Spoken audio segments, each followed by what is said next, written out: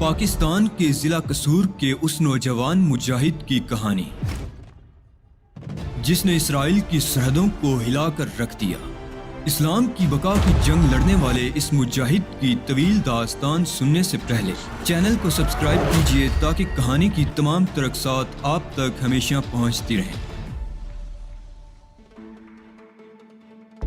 Pilot cabin میں بھی کچھ ہو رہا تھا کیونکہ چند ہی لمحات کے بعد دو افراد ہاتھ سر پر رکھے دہشت زدہ سے انداز میں باہر نکل آئے۔ مسافروں کے چہرے خوف سے سفید پڑ گئے تھے، عورتوں کی گٹی گٹی چیخیں ابھر رہی تھی اور لڑکی کہہ رہی تھی، آپ لوگوں کی بقا اسی میں ہے کہ خاموش بیٹھیں اور ہمارے ساتھ تعاون کریں، کسی مسافر کو کوئی نقصان نہیں پہنچایا جائے گا، ہاں اپنی جگہ سے جنبش کرنے والے کو گولی مار دی جائے گی۔ مسافر ساکت و جامد ہو گئے، آوازیں رک گئیں۔ پھر پائلٹ کیبن سے اعلان ہوا، اٹینشن پلیز، اٹینشن پلیز، طیارہ ہائی جیک ہو گیا ہے، ہائی جیکرز خطرناک ہتھیاروں سے مسلح ہیں، برائے کرم مسافر خاموش اور پرسکون رہیں، ہائی جیکرز سے الجھنے کی کوئی کوشش نہ کی جائے، ہم ان سے گفت و تشنید کر رہے ہیں، ان سے بات چیت کرنے کے بعد ہم آپ کو طیارے کے اترنے کے مقام سے آگاہ کریں گے۔ مسافر صورتحال سے تو آگاہ ہو گئے تھے، لیکن اس کے باوجود پائلٹ کیبن سے یہ اعلان سن کر بہت سی چیخیں ابھری تھی اور اس کے بعد مکمل خاموشی طاری ہو گئی تھی۔ ہر شخص اس طرح ساکت ہو گیا تھا جیسے اس کی ذرا سی جنبش طیارے کی تباہی کا باعث بن سکتی ہے۔ میں گہری نظروں سے ہائی جیکرز کو دیکھ رہا تھا اور میرے سینے میں مسرت کا ایک سمندر موج زن تھا۔ اگر میرا اندازہ غلط نہیں تھا تو یہ فلسطینی تھے، شکل و صورت اور خد و حال سے یہی اندازہ ہوتا تھا۔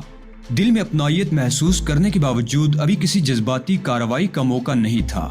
وہ لوگ ابھی مجھ پر یقین نہیں کر سکتے تھے اور ان حالات میں خود کو ظاہر کرنا بھی میرے لیے مناسب نہیں تھا۔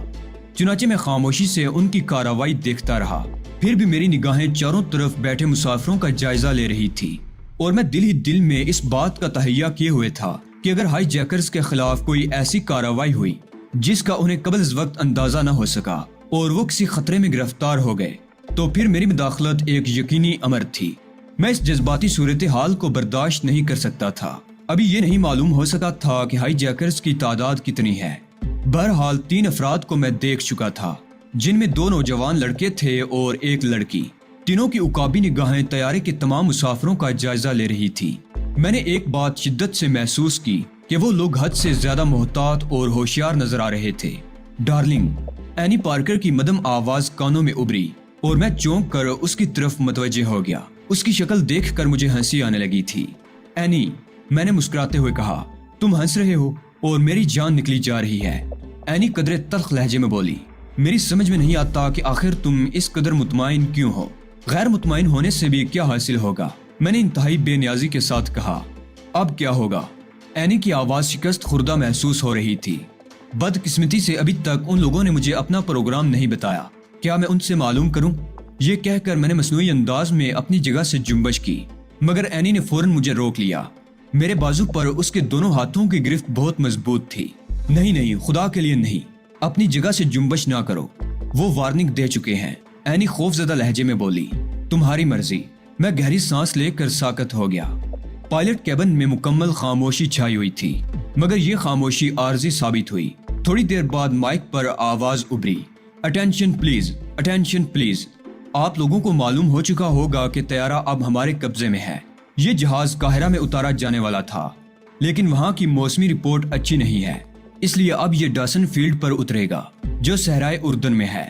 تمام مسافر توجہ دیں، آپ لوگ خواہ کسی بھی ملک کسی بھی قوم سے تعلق رکھتے ہوں، ہمیں کسی سے کوئی غرض نہیں ہے، ہم صرف LI کے ایک طیارے کو اغوا کرنے والے ان 8 فلسطینیوں کی رہائی کے خواہش مند ہیں جو تل ابیب جیل میں قید ہیں۔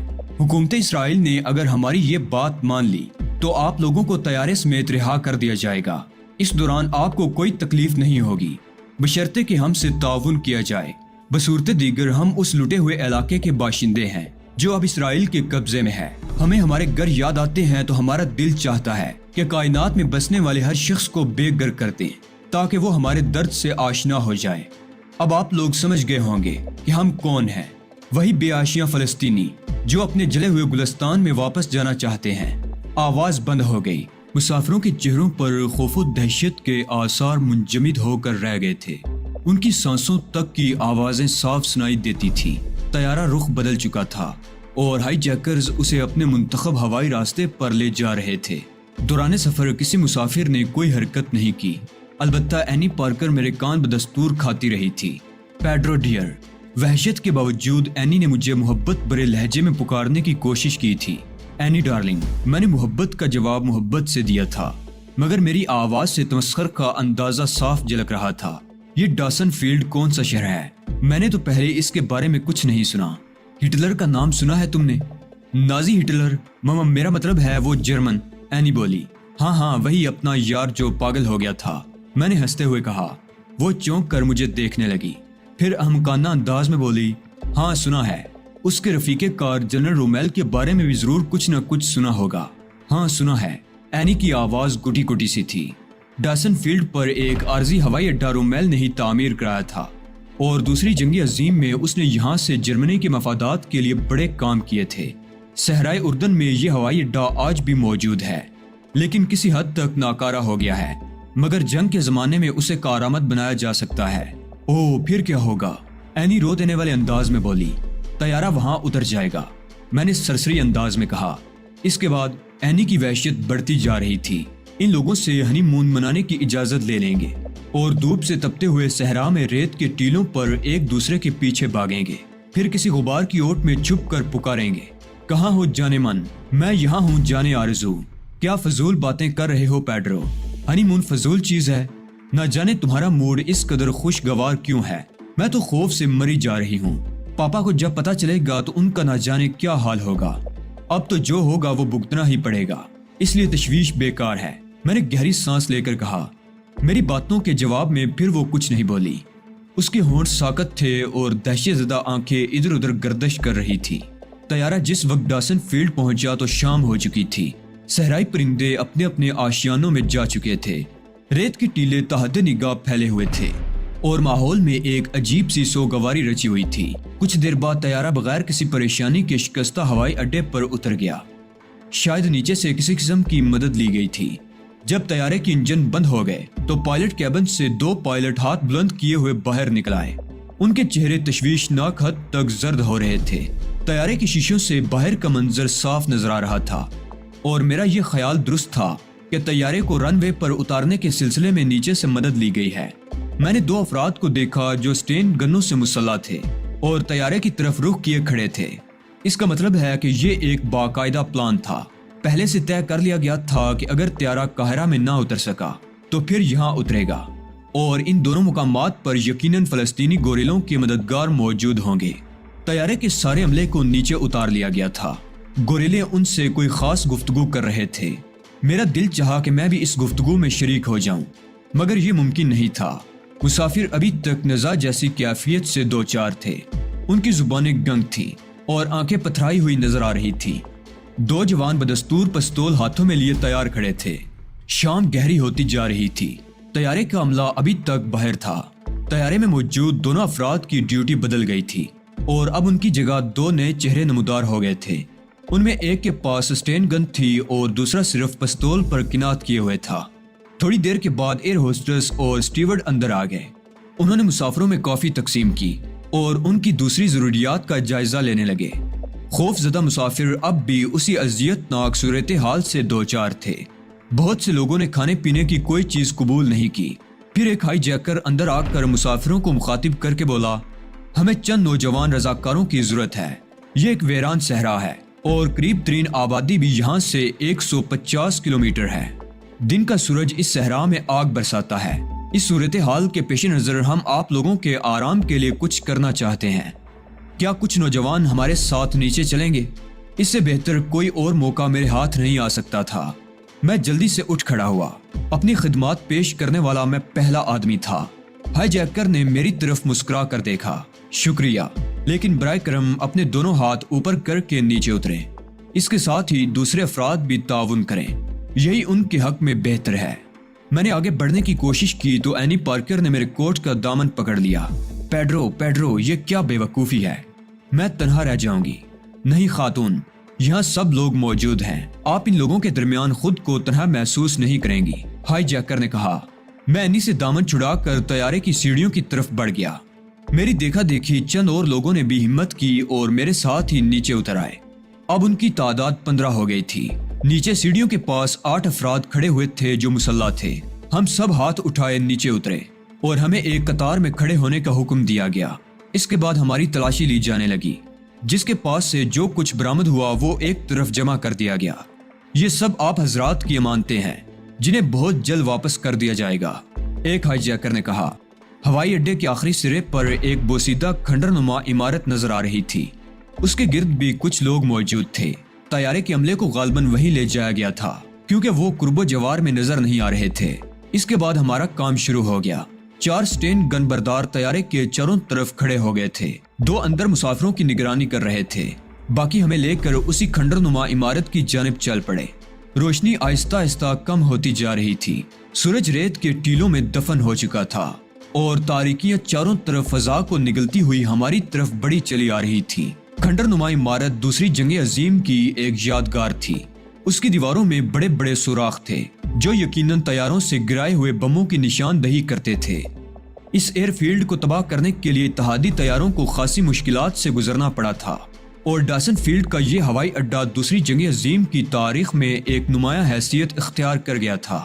نورمبرگ میں چلائے گئے مقدمے کے دوران کئی بار اس ہوائی اڈے کا نام لیا گیا تھا اور تاریخ میں یہ جنرل رومیل کا ایک اہم ترین کارنامہ قرار دیا گیا تھا۔ میں نے دوسری جنگ عظیم کے واقعات کا مطالعہ کرتے ہوئے اس ہوائی اڈے کے بارے میں بھی پڑھا تھا، لیکن میرے وہم و گمان میں بھی نہیں تھا کہ میں اس تباہ شدہ مقام کو اپنی آنکھوں سے دیکھ سکوں گا۔ دوسرے لوگوں کی کیفیت کچھ بھی ہو، مگر میں اپنے طور پر دوسری جنگ عظیم کی تباہ کاریوں کے تصورات میں کھویا ہوا تھا، جنہوں نے 6 سال تک دنیا کو موت و زیست کی کشمکش میں مبتلا رکھا تھا۔ جنرل رومیل کے قدموں کی چاپ مجھے اپنے اطراف میں سنائی دے رہی تھی اور میں دنیا و مافیا سے بے خبر ان لوگوں کے ساتھ چلا جا رہا تھا جنہیں یہاں تک آنے کا حکم دیا گیا تھا۔ عمارت میں بہت سا بیکار سامان پڑا تھا جس میں موٹی موٹی ترپالیں نمایاں تھی جو کافی بوسیدہ تھی اور ایسے ہی جانے کیا کیا چیزیں بری ہوئی تھی۔ ہمیں ان ترپالوں کو اٹھانے کا حکم دیا گیا۔ تعمیل حکم میں ہم تمام لوگ وزنی ترپالیں زمین پر گھسیٹتے ہوئے دوبارہ ہوائی جہاز تک آ گئے اور پھر خاصی رات تک ہمیں محنت کرنی پڑی۔ ہوائی جہاز کی چھت کو ان ترپالوں سے ڈانپ دیا گیا تھا۔ یہ کارروائی کسی اور مقصد کے لیے نہیں کی گئی تھی۔ دراصل ہائی جیکرز دن کے سورج کی حشر سامانیوں سے نمٹنے کے انتظامات کر رہے تھے۔ طیارے کے ایئر کنڈیشنز بند کرا دیے گئے تھے۔ تمام روشنیاں بجھا دی گئی تھی تاکہ ان جنریٹرز کو محفوظ رکھا جا سکے جو جہاز کو ٹھنڈا رکھنے اور روشن کرنے میں معاون ثابت ہو سکتے تھے۔ ان تمام کارروائیوں سے میں نے اندازہ لگایا تھا کہ ہائی جیکرز کا منصوبہ کافی طویل اور پیچیدہ ہے اور وہ اپنا مقصد حاصل کیے بغیر شکست تسلیم نہیں کریں گے۔ میں پرمسرت انداز میں اس وقت کے بارے میں سوچ رہا تھا جب میں خود بھی انہی لوگوں میں شامل ہو جاؤں گا اور آزادی فلسطین کے لیے اپنی حقیر سی خدمات پیش کروں گا۔ میرا دل چاہتا تھا کہ میں ان لوگوں سے مل کر انہیں اپنے بارے میں سب کچھ بتا دوں، مگر یہ بات قبل از وقت تھی۔ ممکن تھا کہ وہ میرے خلوص کا یقین نہ کرتے اور مجھے خام خواہ شرمندگی اٹھانی پڑتی۔ ویسے حقیقت بھی یہی تھی کہ مجھے ان میں شامل ہونے کے لیے ابھی بہت سے مراحل طے کرنے تھے۔ میرے لیے یہی خوشی کیا کم تھی کہ میں اپنے مستقبل کے ساتھیوں کی کارروائی کو اپنی آنکھوں سے دیکھ رہا تھا اور سوچ رہا تھا کہ آئندہ اگر کبھی مجھے ایسے معاملات میں ملوث ہونا پڑا تو میرا طریقہ عمل کیا ہوگا۔ طیارے کے اوپری حصے کو ڈانپنے کے بعد ہم سب فارغ ہو گئے اور ہمیں دوبارہ طیارے میں داخل ہونے کا حکم دیا گیا۔ اندر موجود ہائی جیکرز کی ڈیوٹی پھر بدل گئی تھی۔ اس بار وہی لڑکی موجود تھی جس نے طیارہ اغوا کیا تھا۔ اس نے ہم سب کا شکریہ ادا کرتے ہوئے کہا، میں خلوص دل سے اس تعاون کی معترف ہوں اور آپ سے درخواست کرتی ہوں کہ آخری وقت تک ہم سے تعاون کیجیے۔ ہم بھی آپ ہی جیسے انسان ہیں اور کچھ عرصہ قبل آپ ہی کی طرح سکون کی زندگی بسر کر رہے تھے۔ ہمارے مقاصد میں قطعاً یہ بات شامل نہیں ہے کہ ہم آپ کو کوئی نقصان پہنچائیں۔ ہم تو اپنے ان ساتھیوں کی رہائی کے خواہش مند ہیں جو تل ابیب میں قید کر لیے گئے ہیں۔ ہماری انتہائی کوشش یہی ہوگی کہ ہمارے ہاتھوں آپ کو کسی قسم کی تکلیف نہ پہنچے۔ ہاں، اگر آپ نے ہمیں اس کے لیے مجبور کیا تو پھر ہم اپنی بقا کے لیے کارروائیاں ضرور کریں گے۔ لڑکی خاموش ہوئی تو طیارے کے ایک بوڑھے مسافر نے کرخ لہجے میں پوچھا، ہمیں کب تک تمہاری قید میں رہنا ہوگا؟ اس وقت تک جب تک ہم اپنے مقصد کے حصول میں کامیاب نہ ہو جائیں، یعنی جب تک فلسطین آزاد نہ ہو جائے، بوڑھے نے طنزیہ لہجے میں کہا۔ لڑکی اسے عجیب سی نظروں سے دیکھنے لگی۔ کاش یہ ممکن ہوتا، لیکن بزرگ آپ اپنی اس غلط فہمی کو اپنے ذہن سے مٹا دیں۔ ایک وقت ایسا ضرور آئے گا جب فلسطین اسرائیل کے قبضے سے نکل آئے گا اور آپ جیسے لوگ اپنے بوڑھے نظریات کے ساتھ قبر میں سو جائیں گے۔ فی الحال ہم اس وقت کی بات کر رہے ہیں جو ہمارے مذاکرات میں صرف ہوگا۔ بوڑھے مسافر نے کہا، وہ وقت کب آئے گا؟ یقین سے کچھ نہیں کہا جا سکتا۔ اگر اسرائیلی رہنما ہماری بات ماننے پر تیار ہوئے اور ان کی نظر میں آپ کی زندگی کی کوئی قیمت ہوئی تو یہ کام جلد از جلد ہو جائے گا، اور اگر ایسا نہیں ہوا تو پھر آپ اپنی موت کے منتظر رہیے۔ اس صحرا میں آپ کی مسخ شدہ لاش کو ریت کے نیچے دفن کر دیا جائے گا، اور پھر موت کے بعد بھی آپ گرم ریت کے نیچے سورج کی تپش سے جھلستے رہیں گے۔ لڑکی نے انتہائی کرخت لہجے میں کہا، اور طیارے کے مسافروں کے حلق سے دہشت زدہ چیخیں نکل گئی۔ آخری بار کہا جا رہا ہے کہ ہمیں آپ سے بہتر تعاون کی توقع ہے، اور اگر یہ تعاون برقرار نہ رہا تو اس کے بعد پیش آنے والے واقعات کے ذمہ دار آپ خود ہوں گے، لڑکی نے کہا، اور اپنی جگہ سے ہٹ کر طیارے کے آخری سرے پر پہنچ گئی۔ اینی نے ایک سسکی لے کر اپنا سر میرے شانے پر رکھ دیا۔ پیڈرو ڈارلنگ، یہ لوگ اگر ان کے مطالبات پورے نہ ہوئے تو یہ ہم سب کو ختم کر ڈالیں گے۔ ہاں، اور پھر بڑے اطمینان سے ہمیں ریت کی قبروں میں دفن کر دیں گے۔ دیکھو نا، تو ان کی شرافت ہے کہ کم از کم یہ ہمیں قبریں تو مہیا کرنے کا وعدہ کر رہے ہیں۔ نہ جانے تم کیا بکواس کر رہے ہو۔ جب سے طیارہ اغوا ہوا ہے تمہاری کوئی بات بھی میری سمجھ میں نہیں آ رہی ہے۔ اینی ڈارلنگ، سمجھنے کی کوشش کرو۔ خوف سے میرا ذہنی توازن بگڑ گیا ہے۔ دل چاہ رہا ہے کہ لوگوں کو اٹھا کر ایک دوسرے پر پھینکنا شروع کر دوں۔ مجھے بتاؤ، اگر میں ایسا کروں تو اس میں کوئی حرج تو نہ ہوگا؟ میں نے رازدارانہ انداز میں جھک کر اس سے پوچھا۔ وہ چونک کر پیچھے ہٹ گئی۔ اس کی آنکھیں دہشت سے پھیل گئی تھی۔ یہ کیا یہ درست ہے پیڈرو؟ مجھے بھی ایسا ہی محسوس ہو رہا ہے، وہ خوف زدہ لہجے میں بولی، اور میں نے سیٹ کی پشت سے گردن ٹکا دی۔ ہاں، بس کبھی کبھی یہ احساس میرے دل میں ابھرتا ہے، لیکن میں اسے دبانے کی کوشش کر رہا ہوں۔ بہتر یہ ہے کہ تم مجھے سکون سے خاموش بیٹھا رہنے دو تاکہ میں اپنی ذہنی کیفیت پر قابو پا لوں، ورنہ کیا پتا کہ میں ہی اس طیارے کی تباہی کا سبب بن جاؤں۔ میں نے سنجیدگی سے کہا، اور اینی مجھ سے دور ہٹ کر بیٹھ گئی۔ لندن میں وہ مجھے اس قدر ڈرپوک اور بزدل نظر نہیں آئی تھی، بلکہ خاصی جرأت مند اور باحوصلہ دکھائی دیتی تھی۔ لیکن اب نہ جانے اسے کیا ہو گیا تھا۔ اس اذیت ناک فضا کے باوجود میں اپنے دل کی گہرائیوں میں اس کے لیے ہمدردی کا کوئی جذبہ نہیں پا رہا تھا۔ وہ یہودی تھی، اور یہودیوں سے مجھے ازلی نفرت تھی۔ پھر میں نے جہاز کے ماحول میں کچھ تبدیلی محسوس کی۔ ایئر ہوسٹس اور اسٹیورڈ کو غالباً کھانے کا انتظام کرنے کے لیے کہا گیا تھا۔ وہ ادھر ادھر دوڑتے رہے۔ تھوڑی دیر بعد انہوں نے مسافروں کو کھانا پیش کرنا شروع کر دیا۔ کچھ لوگوں نے کھانے پینے سے انکار کر دیا تھا، لیکن زیادہ تعداد ان سمجھدار لوگوں کی تھی جنہوں نے یہ اندازہ لگا لیا تھا کہ اب کوئی چارہ کار نہیں ہے سوائے اس کے کہ ہائی جیکرز کا حکم مانا جائے۔ میں نے اپنی ٹرے قبول کر لی اور اینی کو بھی اس بات پر آمادہ کر لیا کہ کچھ نہ کچھ کھا لیا جائے۔ میرے اصرار کرنے کے باوجود اینی نے بہت مختصر سا کھانا کھایا تھا۔ ویسے میں نے بڑے اطمینان سے شکم سیر ہو کر کھایا اور ٹرے واپس کر کے سکون کی گہری گہری سانسیں لینے لگا۔ پائلٹ وغیرہ کے لیے کھانا شاید اسی عمارت میں بھجوا دیا گیا تھا۔ ہائی جیکرز نے انہیں طیارے سے اس لیے دور رکھا تھا کہ کہیں وہ ریڈیو سسٹم پر کوئی رابطہ قائم کرنے کی کوشش نہ کریں۔ صورتحال میں یکسانیت آ گئی تھی، مگر پھر بھی مجھے تجسس تھا کہ یہ لوگ آئندہ اقدامات کس طرح کریں گے۔ میں اپنے اس تجسس کو برداشت نہ کر سکا تو کھڑے ہو کر دونوں ہاتھ اٹھائے اور اس ہائی جیکر کے پاس پہنچ گیا جو سٹین گن سنبھالے کھڑا تھا۔